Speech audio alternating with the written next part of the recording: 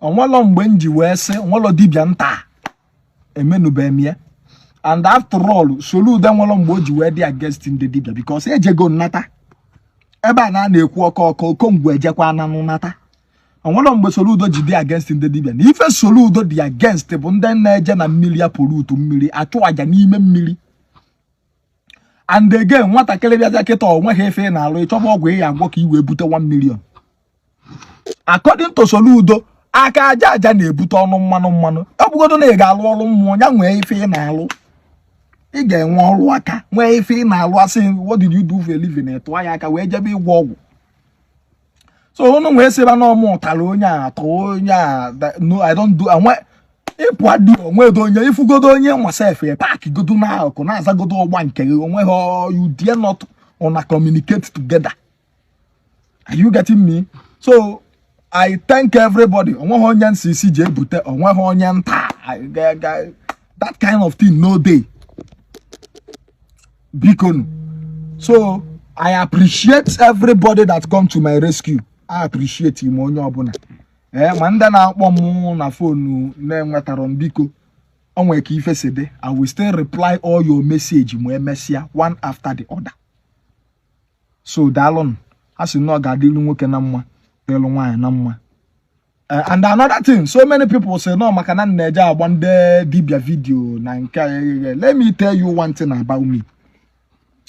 I'm a content creator, and when it comes to content creating, I have my own niche. And my niche is to interview, create awareness. Onwe onye na-create awareness iche. Eburu pastor kpọọ m mma agba video. Eburu politician kpọọ m mma agba video. Eburu mortuary attendant kpọọ m mma agba video. Eburu dibia kpọọ m I will go do you video. The name is to create awareness, not to convince you to go there. Adama eme mmadụ forcing. Onye nsị na akpa amalugo ebe ọ ya ejenyu nsị. Ebe ọ bụ na ị ga-eji nwa aka iwelu ngazi tọnụ nwanne ikuri eku n'ọnụ. Ada enye gị nri n'ọnụ. Why mụ nwa dị fa ibute nwaanyị ịmalugo ebe ị ga-eti ya amụ. Sị na ọmụnwa bụzi Okongwu gwasị gị je egwo. Adama agwa onye ọbụla dị je. Inwe challenges ịchọ na ịchọ ebe ọbụla so gị go and sort it. Ọ gbasara ọmụnwa bụ Okongwu. My own is to create awareness. Nekwo na ife adị. Nekwo na ife adị. Gee na onye na-eme ya ntị ka ọ nụ from him. That is my own niche of content creation. And the more we na emesi ameti beti in so many diversion because also dibia na ada agba mezi ndị mmadụ ya na Okongwu Dibia na aza mezi ndị mmadụ bezi afa na afụta no no kambia so ndị dibia can na agba video na na work within the no ebe na say native doctor if you call me and pay me for advert I will deliver because my work is to advertise too. Masko na madam advert. I will verify. Ebe my power reach. Me verify. Yes, if you know because you go improve mmado ni email na kwa mmado no good. How many years ki imego eja US ndo obodo na see yes eziokwu anyị mu otego mebe nya bi ife. Onwenu be problem okwa before I will do the advert. Then any other thing this is called there. Abulom FBI. Yem bubu a content creator. Kama mmemme onike mulu. Mmemo nike mulu. And some things in a menu question you make it create awareness for people to know no they fad. Obu no na eme nke denjo na amalu. Obu no na eme nke bwezigbo ifo na amalu. We take immediate action about that thing. I'm not forcing anybody to go and do juju. I'm not forcing anybody. I can never force you. Why made you force so I'm able? Your problem is your problem, not my problem. My problem, I will go and sort. Even self before Okongwu, we Ogbanje Dibia na akwo. Onwe October gwada na mmiri agwoba gwogwu before we bido my own. Oburo no mu gwanda mmadu na na agwoba gwogwu. Munwe ajobu na nwa onye no ya puta no why asi no jenube nke dibia. Asese na no Okongwu se gije ase hongije. Video bu na efo mme. If you will, onge wonwe game if icho. If before I'm only a content creator. I create awareness. All so instead of you fighting me, if you don't like what I'm doing, pass. Thank you very much. I appreciate every one of you. I say no God no work na model wine na onye no na anugbo ni ebu Okongwu Dibia dey see ife dị iche. Address ebe ife dị mma na ade. We move. Most especially I make the Southeast content creators niile. And our chairman leading them, Uncle IB. I say no God no na mma ndị niile bịa fom mgbe nọ n'ime. I say no God no na mma. Ezigbote ọkwa aka wee rukwe echi bụ waja ofu nwoke menwuru ife. I thank you very much. Ọ dịrị izi nnọlụkwala ana nọ na trouble otu a sọsọ ị na-agbapụta kwechilu amaghọ nna mbụ ya ọsọ nka mbụ nwanne the show na ọnwa ka my mother si fo je mefu 1 or 2 ayi ene na ọbala mụ na bụ nwanne maka ka isi azọ m Chukwu ya gozi na my God will reward you. Then another person, the only native doctor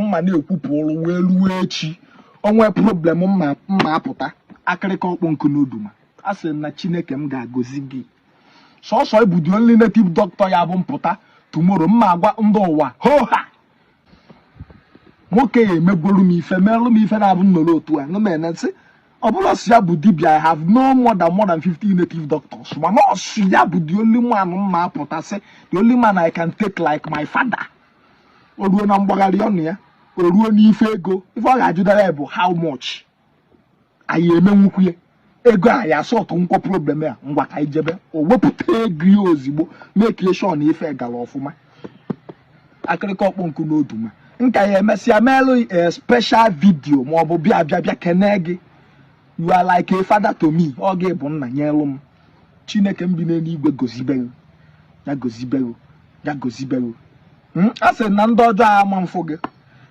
kama ndị ilo ya fegbuo ndị ilo yi wee sị ka nne ekenekwa ezigbote ma ya enemi na-agbatakwa to my rescue ọ bụrụ otu a ka ndị mmadụ si nwee enemi mba si enemi nke a dịbazi ya dị enemi na-atọ ụtọ jee pak ife bekwala ada ọ bịa na Facebook otu ọ na-apịa m ya jezi ya na-alụ underground ka mpụta na-akpọ kọlụ onweghị ọkpọ Princess Njideka bịaba ọkpọ the deputy governor of Anambra State biko hapụzi ya biko onweghị onye ọkpọfọ na this case ma ya bụ na mpụta jee pak Chukwu gozie a sị sọsọ m nye certificate gbaba nwa online I will never go against you if I would ikwu online about me ga-ebu ọga God bless you. Na-ekenekwa wagaji ịtrai kwalụ so much ma kọl emele eme ma okwu ekwulu ekwu ma ya bụ na-ekene do na yelo na ama akwọ nọ na nwe mmadụ onye ka mma akpọ ma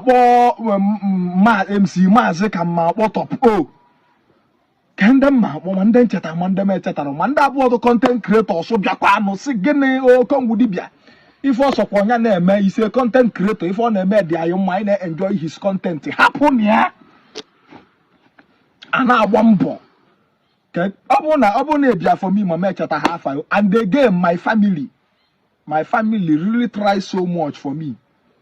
My family, Foxy TV, I see you. Oluoma TV, I see you. Ono ncha n'ime both my father onye ọbụla ma my mother I say no gadelo no na mma.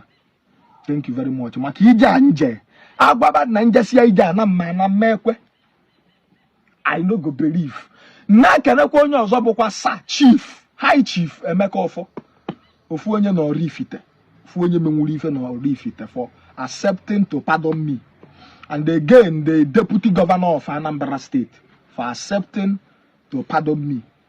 I say na neke no ncha no gadilo onye ọbụla na mma. That because I did not expect this love. Then na kenekwa ndị niile kwu na Facebook, ndị niile ọ na-atọ ụtọ na ebudo Okongwu, ndị niile ọ na-enye obi aṅụrị I say no gadilo ụnọ na mma. E mara izin ọnụ mmadụ abụla ọnụ Chukwu, ọbụla ụnụ ka na-egbula ewu na ọkụkọ. Onye ọbụla bifo ebi ụwa inwe gochi ya na-echekwago. So nge nwere ike against me, you are on your right because amaro m onye ebo. Inwe ike malụ but I don't know you. Inwe ike malụ through Facebook mana amaro ngi because ebe a nọ abụrụ m onye na visit see all my visit be maybe ka ọ ya dị visit 500,000 people. 500,000 people dọla ebe a Nigeria everywhere ya eju. So many people know me, but I don't know so many people. So you have the right to say crucify your Okongwu because of if mmadụ gwa gị n'ime investigation ka man ife onye a na-ekwu abụkwa eziokwu ka asị iburu ife mmadụ kọlụ gị n'isi didn't hear from my own side of the story. Ị na-atụ agwa na-atụ plan ka egbuo m. Ị na-atụ agwa na-atụ plan ka egbuo m na-efolokwa m na-like kwa ife na-eme. I thank you. Daalụnụ. Ana m ekene everybody. Then na-ekenekwa ndị niile sokwa na this case. Stacy ID Oka and Udogachi side and Nago na-eche mba. Ana m ekenekwa unu. Ọ ga-adịrị onye ọbụla na mma n'ofu n'ofu. I'm thanking everybody. I'm thanking everybody. Then on an allegation going on that na-ebulu m nje na-atasịsị ndị dibịa a na-akpụgota for Kabiko